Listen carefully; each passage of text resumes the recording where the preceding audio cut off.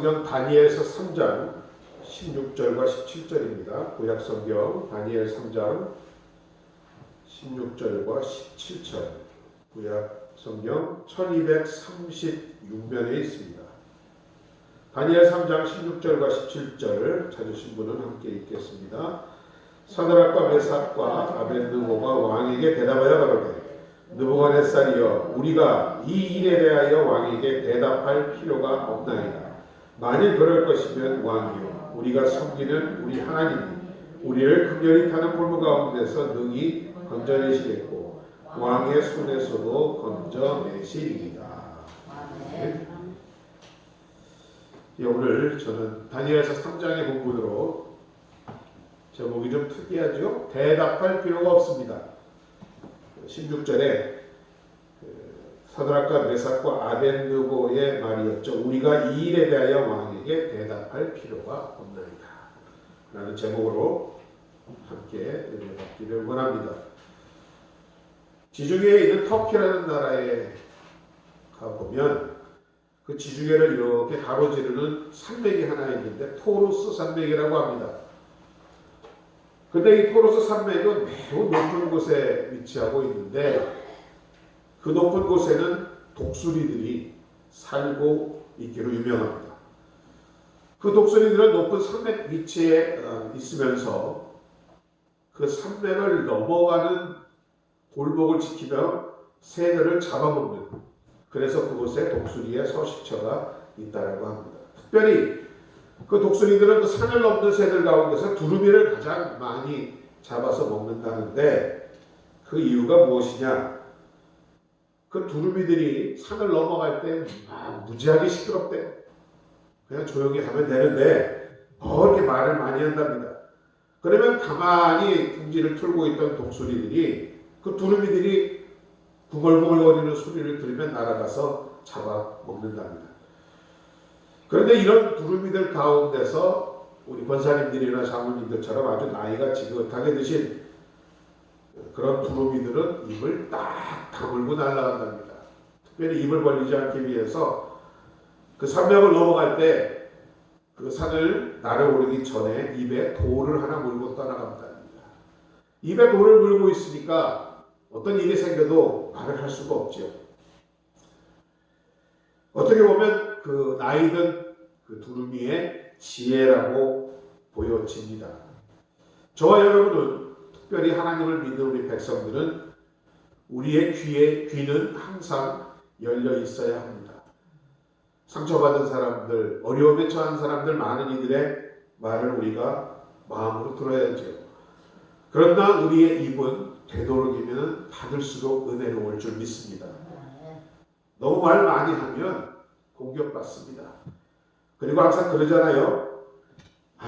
그때 그 말을 하지 말걸 하는 후회가 생길 때가 종종 있기 때문입니다. 그래서 주님 안에서 지혜로운 사람들은 언제나 말을 아낍니다. 깊이 생각하고 후회 없는 말을 할 수 있도록 항상 인내하는 것입니다. 이런 말이 있습니다. 이해는 할 수 없지만 사랑은 할 수 있다. 완전히 이해는 못하지만 그러나 사랑은 할 수 있다라는 말이 있습니다. 가정의 날이어서 그런지 몰라도 계속 말씀드립니다만, 여러분 한평생 같이 사는 남편 이해하십니까? 지금도 이해 안 되죠? 몇십 년 살고 비고 한 입을 덮어도 이해 안 됩니다. 그런데 사랑하시죠? 또 우리 장로님하고 저에게 묻습니다. 한평생 살아온 아내를 이해합니까? 이해 안 될 때 많습니다. 도저히 저 여자 이해를 못하겠어요. 그러나 사랑합니다. 그런데 중요한 것은 이해를 못하고 사랑을 하지만 거기에 문제가 있습니다. 언제나 이해하지 못하는 사랑에는 문제가 생긴다고 합니다. 그런데 이를 역으로 말씀드려서 진짜로 사랑하면 이해하게 된다고 합니다. 그래서 사랑하고 이해하고 그것이 의지로 바뀔 때만 완전한 사랑을 이룰 수 있다는 것입니다. 여러분 잘 아시는 유명한 빌리 그레함 목사님은 설교 중에 이런 말씀을 하신 적이 있습니다. 우리 마음속에는 작은 내 내 모습이 세 가지가 있는데 그 하나가 지혜고 다른 하나가 감정이고 마지막 하나가 의지라고 했습니다. 이와 같이 지정의가 갈등을 일으키지 않고 하나로 조화를 이룰 때만이 그 사람은 바른 인격이 될 수 있고 그의 행복은 온전한 행복이 될 수 있다라고 말하는 것입니다. 우리가 생각하는 것과 느끼는 것 말하는 것이 항상 따로따로입니다. 그러나 그것은 결국 불행이라는 말씀입니다. 그냥 억지로 하는 것이 아니고 이해와 거기에 뜨거운 사랑까지 합쳐질 때에만이 진정한 행복이 될 수 있다는 말씀입니다. 젊은 나이에 순교한 독일의 한 목사님이 계십니다. 디트리히 본 회퍼라는 목사님인데 그분이 순교 직전에 옥중에서 쓴 옥중서신이라는 아주 유명한 책이 있습니다.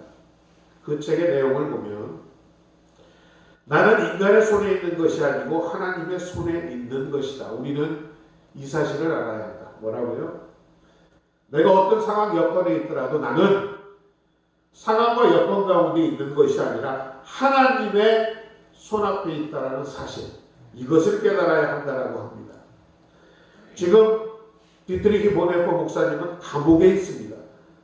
그러나 그는 그를 잡고 있는 나치당의 손에 있는 것이 아니라 지금도 나는 하나님 손앞에 잡혀 있다라고 믿고 있는다라는 말씀입니다.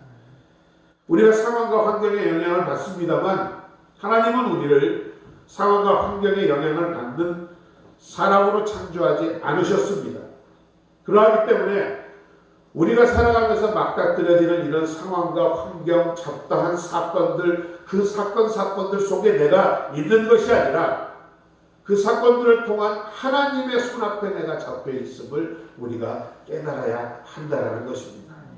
그래서 오늘을 사는 우리가 현실이라는 이 큰 둘레 속에서 고민을 하고 삽니다마는 결국 이 현실에 우리가 매여 있는 것이 아니라 하나님의 손에 붙잡혀 있음을 믿을 때에 우리는 이 어려움을 이기며 나갈 수 있을 줄도 믿습니다.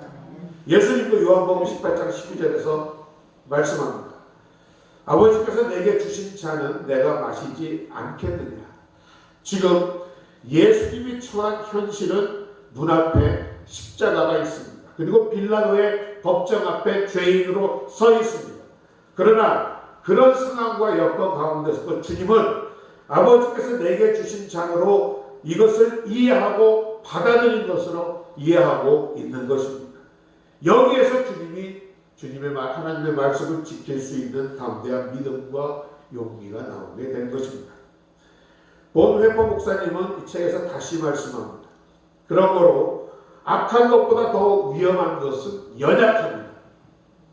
의도적인 죄는 악한 죄임에 반하여 연약함으로 인한 죄는 참으로 인간적인 죄이다라는 말을 한 적이 있습니다.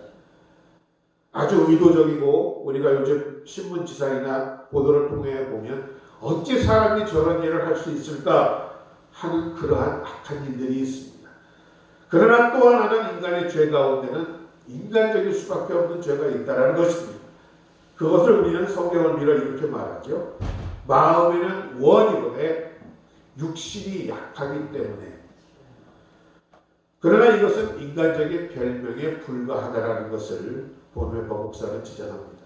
연약함이라고 하는 것은 가장 인간적인 무서운 죄라고까지 말을 하고 있습니다. 동양사상 중에도 이런 말이 있습니다. 군자는 정의를 흉상한다. 군자가 용기는 있을 때 정의가 없으면 난독이 되고 소인이 용기가 있을 때 정의가 없으면 도적이 된다라고 합니다. 아무리 옳다고 여기는 것도 용기가 없다라면 아무 소용이 없다는 거예요. 근데 그 용기가 어디서 나오느냐? 눈에 보이는 현실과 어두움을 보지 말고 그 상황 가운데서 나를 바라보고 계시는 하나님께 내가 붙잡혀 있다라고 생각할 때에 담대한 믿음과 용기가 나온다라는 말씀입니다. 오늘 성경 본문은 여러분들이 잘 아시는 본문입니다. 하나님의 사람 사드락과 메삭과 아벳느고에 대한 이야기지요. 유대 사람으로 그들은 바벨론 포로로 잡혀갔었습니다. 근데 워낙 인물이 출중하고 뛰어나다 보니 바벨론이라는 나라에서 발탁되어서 요즘 말로 하면 방백, 장관의 자리에 오르게 되었습니다. 그러다 보니 바벨론 사람들이 그들을 시기질투합니다. 여러 가지 흠을 잡고 그들을 괴롭힙니다. 그런 상황 가운데서 발생한 사건입니다. 당시 바벨론 왕은 자신의 모습을 신상으로 만들어 놓고 마치 신에게 경배하듯이 절을 하게 요청을 했습니다. 그래서 자기에게 그 신상을 보고 경배하는 자들은 살려줄 것이고 그렇지 않은 자들은 죽이겠다라고 명령을 내립니다. 바로 이것을 이용해서 사드락과 메삭과 아벳느고를 시기질투하던 다른 방백들이 그들을 고소합니다. 저들이 왕의 신상 앞에 절하지 않습니다.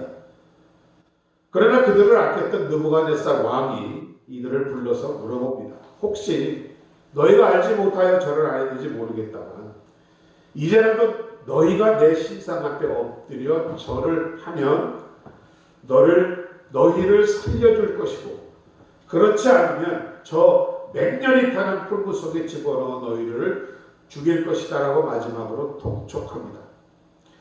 참으로 어이없는 상황입니다. 말도 안 되는 상황입니다. 그런데 이들이 바로 이 상황을 어떻게 보고 있느냐는 거죠. 사드락과 메삭과 아벳느고는 지금 이 순간들이 이 어이없는 상황 가운데 갇힌 자신들의 모습이 아니라 그런 상황 가운데서도 자신들은 하나님 앞에 있음을 생각했습니다. 하나님의 손에 붙들려 있음을 깨닫고 있습니다. 하나님의 경륜과 능력과 은총 가운데 있음을 이 말도 안 되는 사건이 그들은 있다고 믿은 것입니다. 그래서 왕에게 말합니다. 저희는 이 일에 대해서 당신에게 이러니 저러니 대답할 필요가 없습니다라고 단호하게 말하고 있는 것입니다. 그와 같은 그들의 마음속에는 이미 하나님을 향한 결단이 있었음을 알고 있습니다. 뭐 복잡하게 생각하지 않았습니다.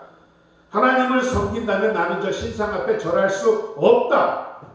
여러분, 요즘과 같이 무엇이 옳은지 어떤 것이 그런지 참 분별하게 있는 이 세대에 우리 신앙을 지키기 위해서는 우리는 단순해야 합니다. 세상 몇 번 바뀌어도 오직 하나님만 섬긴다는 그 단순한 마음이 있을 때에 여러분의 믿음도 온전할 줄로 믿습니다. 일정시대 말년에 신사참배를 한 많은 목사님들이 계셨습니다. 그리고 그로 인하여 참 부끄러움과 수치를 당했었죠. 그때의 이 신사참배를 한 어느 목사님의 고백입니다. 일본이 총칼을 앞세우고 신사 앞에 절하라 할 때 나는 못합니다 하고 끝났으면 좋은데 그 순간 자 내가 이 절을 하지 않으므로 내가 죽으면 우리 처자식은 어떻게 하나 앞으로 어떻게 살아갈까 뭐 이런저런 생각을 하다 보니까 부끄러운 인생을 살게 되었다라는 말입니다. 여러분 사랑하는 여러분들이 믿음을 지키기 위해서는 단순하시기를 주의 이름으로 부탁드립니다. 진리는 여러분 단순합니다. 이것저것 미사여고 쓰지 않습니다. 무엇이 옳고 그른가는 바로 이 단순함이 있다는 것입니다. 해서 많이 배우고 학식이 높은 사람들일수록 어떻게 보면 용기가 없을 수 있습니다. 왜? 이 생각 저 생각 하느니라 결정을 못한다는 것이죠. 그리고 사드락과 메삭과 아벳느고 이 사람들 가운데는 오늘의 모습 가운데는 또 하나 그들은 정결한 삶을 살았습니다. 아주 양심적이고 신앙적으로 살았습니다. 신상 앞에 절하지 않는다 뿐만 아니라 그 우상의 재물을 먹지도 않겠다. 바로 이러한 정결함 그것이 그곳에서 용기가 나왔던 것입니다.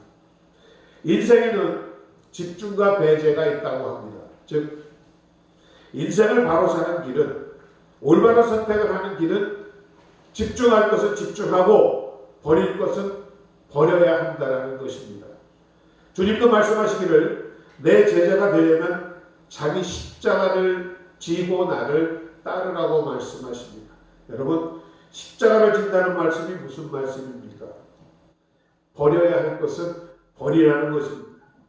살고자 하는 욕망까지도 버릴 때는 버릴 수 있어야만 한다는 것입니다. 어떤 손해도 감수할 수 있어야 한다는 것입니다. 포기를 할 줄 알아야 한다는 것입니다. 그러할 때 여러분은 인생을 포기하고 하나님을 얻을 수 있습니다. 세상을 포기할 때 영생을 얻을 수 있고, 유익과 이익을 포기할 때에 진리를 얻을 수 있다는 말씀입니다. 그들도 오늘 유대 사람으로 믿음을 지키며 살기를 위하여 바벨론 왕국에서의 영화를 포기했습니다. 초계와 같이 버렸습니다. 이런 단순하고 정결한 마음이 그들의 믿음을 용기 있게 만들었던 것입니다. 그리고 또한 그들의 모습 가운데는 여기까지 지켜주신 하나님께 감사하는 모습이 있습니다. 다니엘서 6장 10절을 보면 이렇게 기록하고 있습니다. 다니엘이 이 조서에 왕의 도장이 찍힌 것을 알고도 자기 집에 돌아가서는 윗방에 올라가 예루살렘으로 향한 창문을 열고 전에 하던 대로 하루에 3번씩 무릎을 꿇고 기도하며 그의 하나님께 감사하였더라. 다니엘은 정말로 이런 위험한 시간에도 하나님 앞에 전과 같이 감사의 기도를 하고 있는 것입니다. 믿음을 변치 않게 하신 것, 정결하며 지혜롭게 바른 길을 택하게 하신 것에 대한 감사였습니다. 그래서 대답은 감사합니다. 대답할 필요가 없습니다. 가치도 없습니다. 그저 감사할 따름입니다라고 말하고 있는 것입니다. 요한복음 14장 30절도 보면 주님께서는 십자가를 지시기 전날 밤에 십자가가 점점 자신에게 다가오고 있는 것을 보시면서 세상 임금이 내게로 온다. 그러나 나와는 상관이 없다라고 말씀하신 적이 있습니다. 꼭 사단은 예수님을 정죄할 아무런 근거도 갖지 못하실 뿐만 아니라 예수님께서는 이 세상에 속하지 않으시므로 하늘에 속하셨으며 그는 전혀 죄가 없다라는 것입니다. 오직 내가 아버지를 사랑하는 것과 아버지의 명하신 대로 행하는 것을 세상으로 알게 하기 위함이라고 주님은 단호하게 말씀하셨다는 것입니다. 사랑으로 말미암아 십자가의 고통을 받으시는 것은 하나님을 사랑하시며 순종하는 마음으로 고난을 받으시는 것을 드러내는 것이며 사단의 뜻을 이루는 것이 아니라 하나님의 뜻을 이루는 것뿐이라고 생각하셨던 것입니다.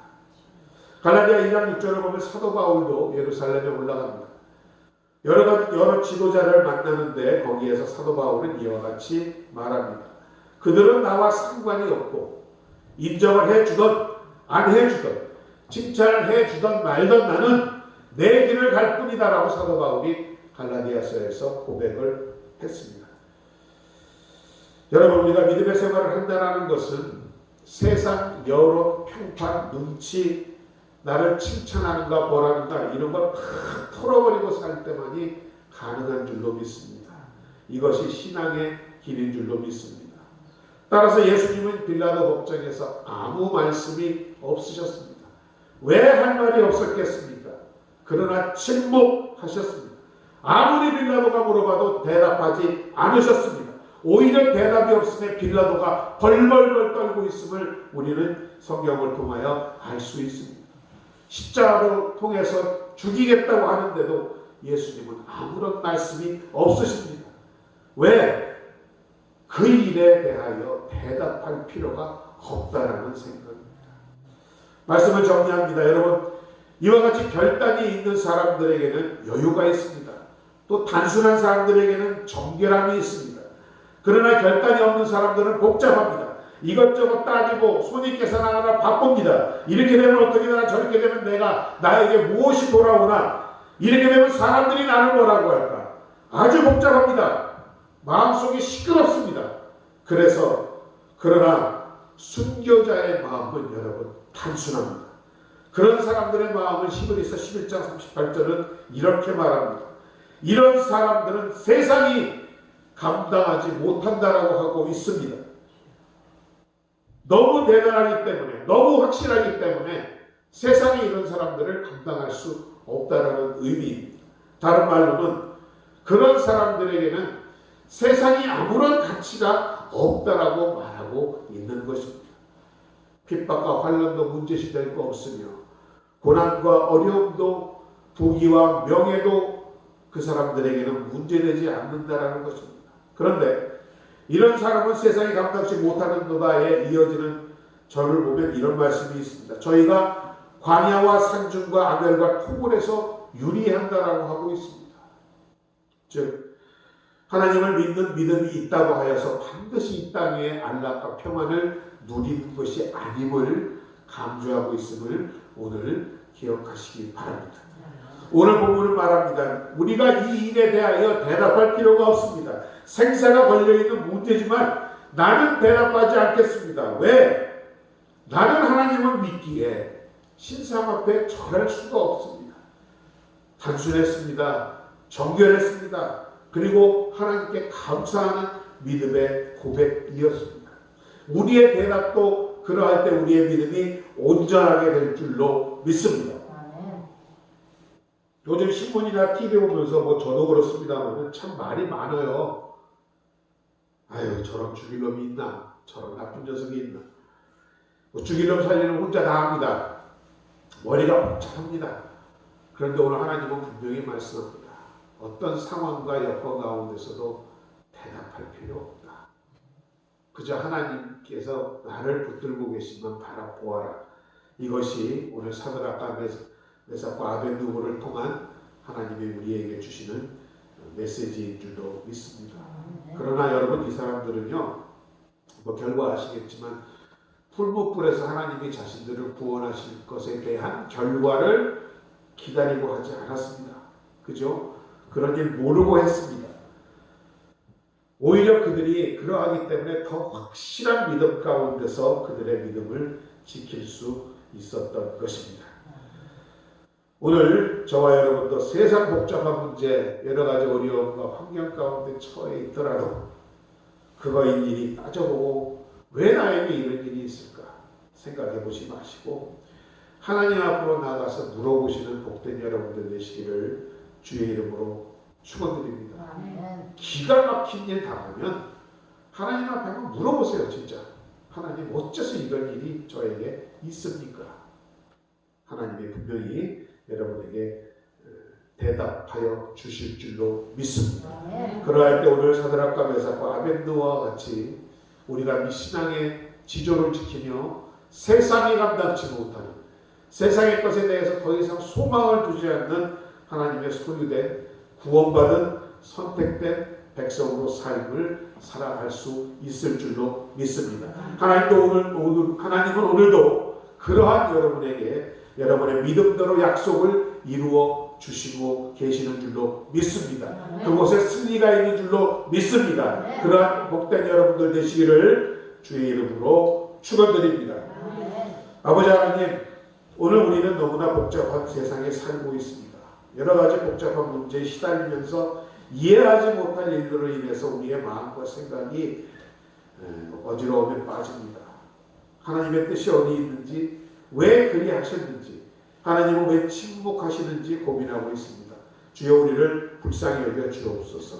그리하여 우리로 하여금 이 모든 역사가, 환경이, 여건이 하나님 손에 있음을 아는 확실한 믿음을 주시고 주님 주신 경륜에 대하여 확신을 가지고 언제나 세상을 향하여 대답할 필요가 없다라는 믿음의 사람으로 살아가게 하여 주옵소서. 예수님의 이름으로 감사드리고 기도드립니다. 아멘. 오늘 주신 말씀 우리가 잠시 생각하면서 기도하는 후에 헌금하도록 하겠습니다. 주여, 한번 부르시고 기도합니다. 주여, 살아계신 아버지 하나님 은혜와 사랑을 감사드립니다.